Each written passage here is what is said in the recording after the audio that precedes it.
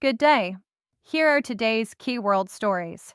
In Los Angeles, protests have intensified following immigration and customs enforcement raids targeting undocumented immigrants. The unrest began on June 6th and quickly escalated. Over 4,000 National Guard troops and 700 Marines have been deployed to manage the situation. So far, 17 people have been injured, and more than 575 arrests have been made. The protests have spread to cities like New York, Chicago, and Dallas, sparking heated debates about the role of military forces in local law enforcement. Meanwhile, in the Middle East, tensions are escalating as Iranian missiles struck a hospital in Beersheba, southern Israel. Israeli Prime Minister Benjamin Netanyahu has promised Iran will pay a heavy price for the attack. This marks a serious escalation in ongoing conflict, raising international calls for calm and dialogue. Finally, in India, tragedy struck when Air India Flight 171 crashed shortly after taking off from Ahmedabad.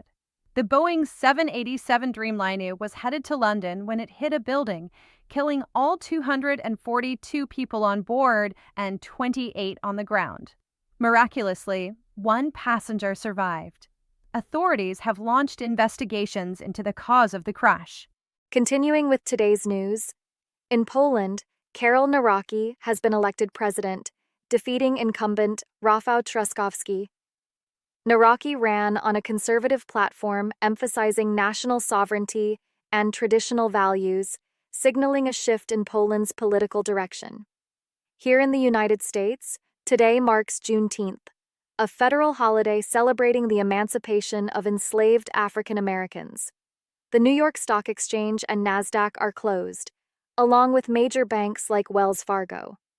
Postal services are paused, though private carriers such as UPS and FedEx continue operations.